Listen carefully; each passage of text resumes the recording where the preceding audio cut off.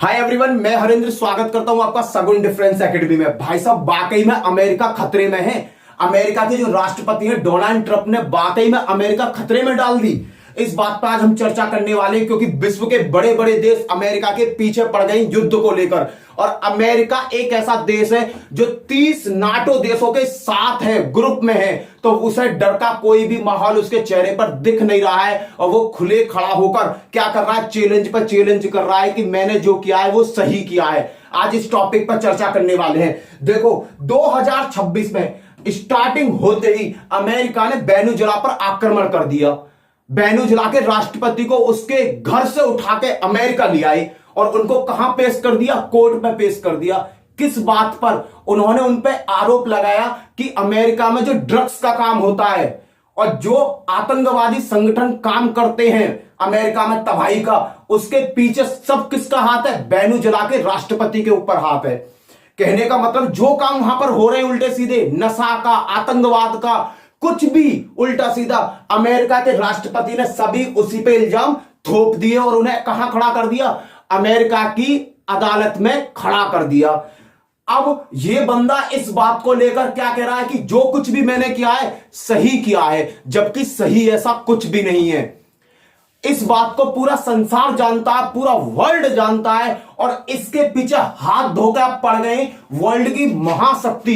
देखो, पूरे वर्ल्ड में 3 महाशक्ति मैं मानता हूं। नंबर 1 चाइना, रूस और आपका नॉर्थ कोरिया। देखो, ये व्यक्ति तो इतना सिनकी व्यक्ति है कि ये अगर इसे चोट लग रही हो ना और विदेश से कोई डॉक्टर बुलाना हो तो ये डॉक्टर नहीं बुलाएगा, अपने ही डॉक्टरों से कहेगा कि कैसे ही करके मुझे सही करो वरना मैं तुम्हें गोली मार दूंगा। ये इतना सिनकी आदमी है जिसका कुछ जवाब ना।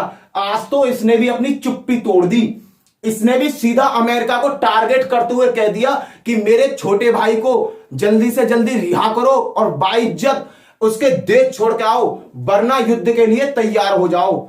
ये वो व्यक्ति है जिसने तृतीय विश्व युद्ध के लिए ना पूरे वर्ल्ड को तीसरे विश्व युद्ध में झोंक दिया है। आज से 2 दिन पहले मैंने एक वीडियो बनाई थी। उस वीडियो में बताया था कि जो जापानी बाबा हैं बेगा बाबा ने भी ये भविष्यवाणी करी है कि 2026 में तीसरा महायुद्ध होना है। तो भाई साहब, आज कंडीशन बिल्कुल वैसी की वैसी बनी हुई है। देखो, अमेरिका के जो राष्ट्रपति हैं इन्होंने ना 2025 में ऐसे ऐसे काम करे जिससे यह नतीजा निकल रहा था कि डोनाल्ड ट्रंप पूरे वर्ल्ड में अब कहीं युद्ध होने नहीं देंगे। क्योंकि जब भी कोई 2 देश आपस में भिड़ते थे या लड़ते थे तो ये वहां शांति कराने पहुंच जाते थे। इन्होंने 2025 में ये स्टेटमेंट भी दिया कि आने वाले 2026 में एक भी युद्ध नहीं होगा और इसी का उल्लंघन इन्होंने कर दिया। इन्होंने 2026 के स्टार्ट होते ही सीधा वेनेजुएला पे क्या कर दिया? आक्रमण कर दिया। इसके पीछे का कारण क्या है? इसके पीछे का लॉजिक क्या है? इसके पीछे बहुत बड़ी राजनीति है। राजनीति मैं बताता हूं। देखो, यूरोप में बहुत ज्यादा यूज होता है कच्चा तेल। कहने का मतलब किसी भी देश की जो अर्थव्यवस्था है, मैं आपको पहले भी बता चुका हूं कि पेट्रोलियम पर डिपेंड है। पेट्रोलियम के लिए अल्टरनेट तो निकाल लिया है, ईवी, इलेक्ट्रॉनिक, बिजली से चलने वाले इलेक्ट्रॉनिक आइटम्स, इलेक्ट्रॉनिक से कार चल रही है, गाड़ियां चल रही हैं, सब चीज चल रही है। पर जो भारी वाहन है वो किससे चलेंगे? वो चलेंगे पेट्रोल डीजल से ही। उनमें आप बैटरियों से उन्हें यूज नहीं कर सकते। तो ये सोच सबसे बड़ी सोची समझी चालाकी खेली जा रही है ना, ये खेली जा रही है कच्चे तेल को लेकर। क्योंकि पहले जो यूरोप के सभी देश थे ना, देखो यूरोप में नाटो के देश आते 30, वो सभी देश पहले पता है क्या करते थे? रूस से क्या करते थे? कच्चा तेल खरीदते थे। पर भैया, यूक्रेन का और रूस का हो गया आपस में युद्ध, और जब युद्ध हो गया तो भाई साहब क्या हुआ? अमेरिका ने लगा दिया उस पर सेक्शन बहुत सारे कि भाई साहब अब तुम किसी के साथ बिजनेस नहीं करोगे। जिस आदमी ने भाई साहब ये नियम लगाया हो कि तुम किसी के साथ बिजनेस नहीं करोगे, तो भाई जब तुमने नियम बनाया तो तोड़ोगे तो तुम है ना, तो तुम भी वहां से कच्चा तेल मत खरीदो, ना ही पेट्रोल खरीदो, ना ही डीजल खरीदो। अब इनके उड़ गए तोता, इनके तोता उड़ गए। इनके साथ अमेरिका वालों के साथ हुआ क्या? अब इन्हें भाई साहब इन्हें पड़ी रिक्वायरमेंट किस चीज की? कच्चे तेल की, पेट्रोल डीजल, जहाजों के लिए डीजल, लड़ाकू विमानों के लिए डीजल। देखो, बहुत ज्यादा जरूरत होती है पेट्रोल डीजल की। अब इन्होंने क्या किया? डायरेक्टली रूस से तो खरीद नहीं सकते क्योंकि इन्होंने उस पर प्रतिबंध लगाए। तो ये किससे खरीदते थे? ये खरीदते थे भारत की कंपनियों से। तो इन्होंने क्या देखा कि भाई बहुत मोटी अमाउंट, जिस सपोज करो रूस से आ रहा है कोई चीज 10 रुपए की और भारत में पहले वो भारत में आएगी फिर भारत उसे तुमको देगा, तो उसकी कीमत हो जाती है 12 रुपए। 2 रुपए का बहुत बड़ा अंतर होता है। तो अमेरिका ने भाई साहब कच्चे तेल के लिए इनके तीतर उड़ गए। 2025 में जो व्यक्ति शांति शांति की बात कर रहा था, 2026 में उसने यह शांति फैला दी और तीसरा महायुद्ध की स्टार्टिंग की नींव डाल दी। कहने का मतलब घंटी बजा दी। आज पूरा विश्व अमेरिका के इस आक्रमण पर भाई साहब उल्लेखना कर रहा है, कह रहा है कि अमेरिका ने जो वेनेजुएला के लिए साथ किया है वो गलत किया है। उसके पीछे का रीजन कोई नहीं समझ रहा। सबरा खेल किसका है? तेल का। वेनेजुएला के पास ना विश्व का सबसे बड़ा भंडार है कच्चे तेल का। अगर अमेरिका उस पर कब्जा कर लेती है, राष्ट्रपति को अपने अधीन ले लेती है। देखो आज से कुछ दिन पहले सद्दाम हुसैन को किसने मारा था? सद्दाम हुसैन को मारा था अमेरिका ने। अमेरिका आर्मी गई, उसे उठाया, उसे चौराहे पे ही फांसी लगा दी और वहां पर क्या हुआ? आतंक क्या हुआ? बिल्कुल ठंडा पड़ गया। अब वेनेजुएला पे क्या करना चाहता है? ये अपना कब्जा करना चाहता है। किस चीज के लिए? केवल कच्चे तेल के लिए। ये है सबसे बड़ा पॉइंट। अब भाई साहब इन्होंने ये खेल खेल तो दिया, पर इसका जो रिजल्ट है ना, इसका जो परिणाम है, उसके ऊपर अमेरिका ने नहीं सोचा कि अगर मैं शक्तिशाली देश किसी कमजोर देश पर हमला करूंगा तो और सभी देश क्या करेंगे। तो भैया अब करेंगे कुछ ना। सभी देशों ने क्या करा? इसका बोरिया बिस्तरा बांध दिया है। कहने का मतलब विश्व की जो बड़ी बड़ी शक्तियां हैं, 3 विश्व की शक्तियां मैंने आपको अभी बताया, चीन, रूस और एक आपका नॉर्थ कोरिया। तीनों बड़े देश किसके खिलाफ हो गए? अमेरिका के खिलाफ हो गए। पर अमेरिका का जो टोन है ना, बात करने का टोन अभी भी झुका नहीं है। बंदा नीचे आ नहीं रहा। पता है क्यों नहीं आ रहा? उसे दिख रहा है मेरे साथ नाटो के 30 देश मेरे साथ हैं, पर वो 30 देश भाई कुछ नहीं कर पाएंगे क्योंकि भाई साहब अकेला रसिया ना सबकी बत्ती गुल कर देता है। रसिया तो साफ साफ कहता है अगर मुझे ज्यादा आंच लगी और मैं ज्यादा बर्बाद हुआ तो मैं पूरे संसार को बर्बाद कर दूंगा। अब जगह जगह से जो बड़े बड़े नेता हैं उनके स्टेटमेंट क्या है, मैं स्टेप बाय स्टेप बताता हूं। देखो ये जो 2 शख्स हैं, ये जो चाइना, देखो वेनेजुएला से जो कच्चा तेल खरीदता है कम से कम 40% कच्चा तेल चाइना खरीदता है वेनेजुएला से। और चाइना का बहुत बड़ा अमाउंट इंफ्रास्ट्रक्चर बनाने में, अपनी ऑयल कंपनी बनाने में वेनेजुएला में फंसा हुआ है।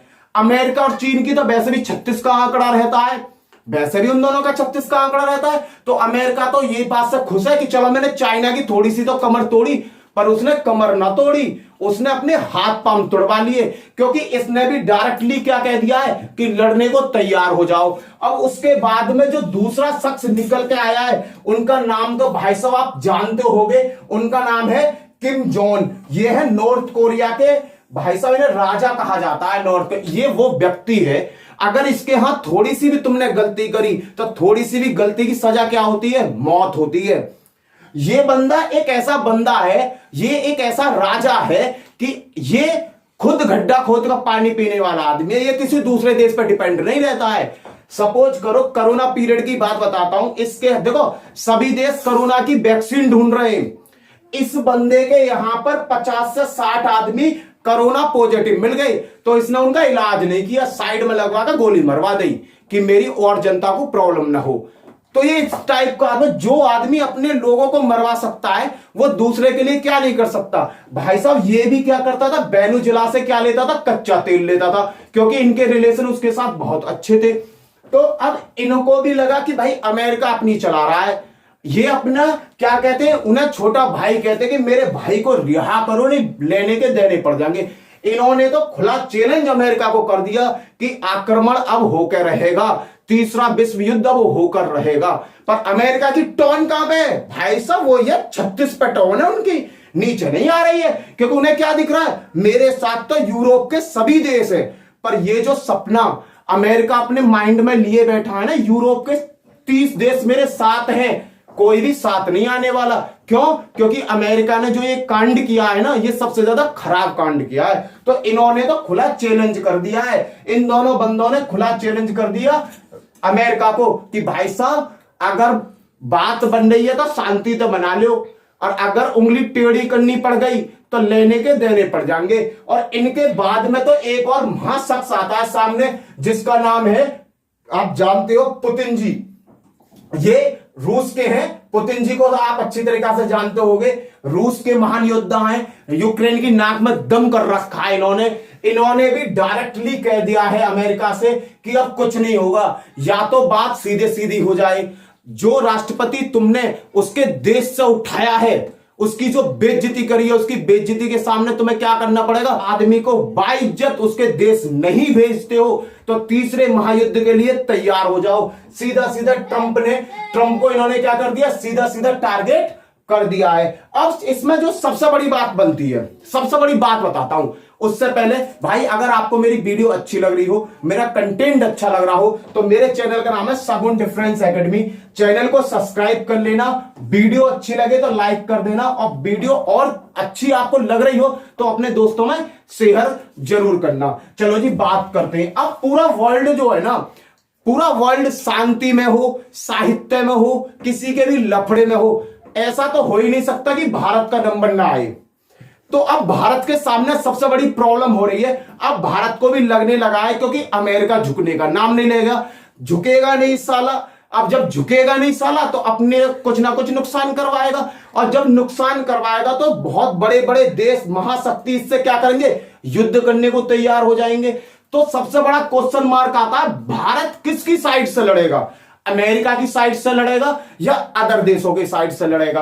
तो भारत की तो एक पॉलिसी है, अगर मुझ पर आंच आई तब तो मैं लड़ूंगा, और नहीं तो मुझ पर अगर आंच ना आई तो मैं तो न्यूट्रल रहूंगा। अभी तक भारत ने कोई भी ऐसा स्टेटमेंट पास नहीं किया जिससे कुछ भी भड़काऊ भाषण भी ना दिए हमारे मोदी जी ने, जिससे कुछ बात बिगड़ जाए। अभी भी वो तो एक ही बात कह रहे हैं कि जो पूरा वर्ल्ड कह रहा है वो थोड़ा सही कह रहा है, ऐसा नहीं होना चाहिए। एक प्रतिष्ठावान आदमी को, और वो भी राष्ट्रपति को, आज तक इतिहास में किसी भी देश ने किसी दूसरे देश के राष्ट्रपति को किडनैप नहीं किया है। अमेरिका ने डायरेक्ट उसको किडनैप किया है, और अमेरिका के राष्ट्रपति न्यूज पर आकर यह बोल रहे हैं कि भाई हमने किडनैप ना करा है, हम उठा के लाए। अबे भैया एक बात बताओ, उठा के ले जाने में और किडनैप करने में अंतर क्या है? आगे चलते हैं। देखो सभी देश तो इसके खिलाफ इस समय हो रहे हैं। अमेरिका के दिमाग में जो चल रहा है ना, कुछ अलग ही चल रहा है। सबसे बड़ी बात, जो शांति की बात कर रहा था वो एक साथ पहले 2025 में जो देवता हुआ करते थे, 2026 आते ही उनके अंदर रावण की आत्मा कहां से आ गई? राक्षस कैसे हो गए वो लोग? उनकी सोच इतनी राक्षसों वाली कैसे हो गई? उसके पीछे का रीजन मैंने बता दिया, कच्चा तेल। कहने का मतलब पेट्रोल डीजल, वेनेजुएला पे नहीं है हमला, ये उसकी जो प्रॉपर्टी है ना, जो उसका खनिज है, उस पर हमला है। देखो एक और बात बताता हूं, जितने भी देश हैं जिनके पास अपना खुद का पेट्रोलियम है, पेट्रोल है, गैस है, भगवान ने उनको एक गिफ्ट दिया है। भगवान ने उन लोगों को एक गिफ्ट दे दिया, और गिफ्ट के संग क्या दे दिया? एक लफड़ा और दे दिया है, एक प्रॉब्लम और दे दी। प्रॉब्लम सबसे बड़ी क्या है? देखो जितने भी देश है ना जो पेट्रोलियम बेचते हैं, पेट्रोल का लेन देन करते हैं, उनका किसी ना किसी देश के साथ लफड़ा चलता रहता है, क्योंकि कोई ना कोई देश उस पर कब्जा करने की बात करे। भारत के पास तो ऐसी चीजें हैं कि उस पर कभी लफड़ा हो ही नहीं सकता, और भारत पे इजीली कोई कब्जा कर नहीं सकता। आगे देखते हैं। देखो हुआ क्या है, सीधा सीधा कह दिया, किम जोंग के ऊपर बात कर रहे। किम जोंग ने तो डायरेक्टली बोल दिया है अमेरिका को, वेनेजुएला पे जो लफड़ा है उसे शांति से सॉल्व कर लो, अन्यथा उसका रिजल्ट क्या होगा वो आप जानते हुए हो। ठीक है। और देखो ये दोनों व्यक्ति अभी अमेरिका में, चीन में ना अभी एक मीटिंग हुई है, वहां पर इस व्यक्ति ने दो आदमियों को चीफ गेस्ट के रूप में बुलाया। कौन कौन? रूस के और नॉर्थ कोरिया के। उन्हें पता है कि अगर पूरा विश्व एक साथ नहीं होगा, अगर मेरे साथ ये दो बंदे भी मिल गए ना तो अमेरिका की नाक में नकेल डाल देंगे। तो अमेरिका को ना थोड़ा सा अभी शांति प्रिय काम करना चाहिए। शांति से अभी उंगली दबी हुई है। उन्होंने जो जल्दबाजी में काम किया है ना, उस काम को देखो, प्लानिंग तो इनकी बहुत टाइम से चल रही थी, पर जो एक साथ इन्होंने ये बम सा फोड़ दिया, डायरेक्टली वेनेजुएला पर आक्रमण कर दिया, उस व्यक्ति को देशद्रोही घोषित कर दिया, इस व्यक्ति ने तो एक स्टेटमेंट तक का बोल दिया कि अमेरिकन की जो पुलिस है अमेरिका की, या अमेरिका का जो जज है, कोर्ट है, वो इंटरनेशनल कोर्ट है क्या? उनकी पुलिस कोई इंटरनेशनल पुलिस है क्या जो किसी भी देश पर जाकर कब्जा करेंगे और उठा कर ले आएंगे? ऐसा कुछ नहीं है। हर देश की एक सीमा होती है, हर देश के पास एक अपनी पावर होती है। पर वेनेजुएला इस समय क्या है, कंगाली से जूझ रहा है, गरीबाई के लेवल बहुत ज्यादा। अब आप कहोगे भैया वहां तो पेट्रोल है, गरीबाई कैसे? भाई साहब, ये पेट्रोल ही तो उन्हें खा गया बेचारों को। वहां की जो आम जनता उसके पास कुछ नहीं है। वहां के जो धनवान व्यक्ति हैं उनके पास ही पेट्रोल के कुआं हैं, बड़ी बड़ी फैक्ट्रियां हैं। वो वहां पर जो अमीर पदवे के लोग हैं वो अमीर से अमीर होते जा रहे हैं, और जो गरीब लोग हैं वो गरीब से और ज्यादा गरीब होते जा रहे हैं। वहां पर अशांति फैली हुई थी। पर वहां के जो वेनेजुएला के जो राष्ट्रपति है ना, उन्होंने इस तरीका का स्ट्रक्चर बना रखा था कि वहां पर कोई भी दंगे फसाद नहीं होते थे। पर अमेरिका ने तो भाई साहब सीधा सीधा एक प्रस्ताव रख दिया कि अमेरिका में जितने भी उल्टे सीधे इलीगल काम हो रहे हैं उनके पीछे किसका हाथ है? वेनेजुएला का हाथ है। और इसी स्टेटमेंट को लेकर वहां के राष्ट्रपति को वेनेजुएला से उठाकर कहां ले गए? अमेरिका ले गए। अब होना क्या है? अब तो भैया सीधी सी बात है, अब इन्हें तुम और सभी देशों ने पता है क्या स्टेटमेंट दे दिया, किम जॉन ने, सब ने ही पता क्या स्टेटमेंट दे दिया? एक स्टेटमेंट दे दिया है कि इस व्यक्ति को बाइज्जत इसके देश भेजा जाए।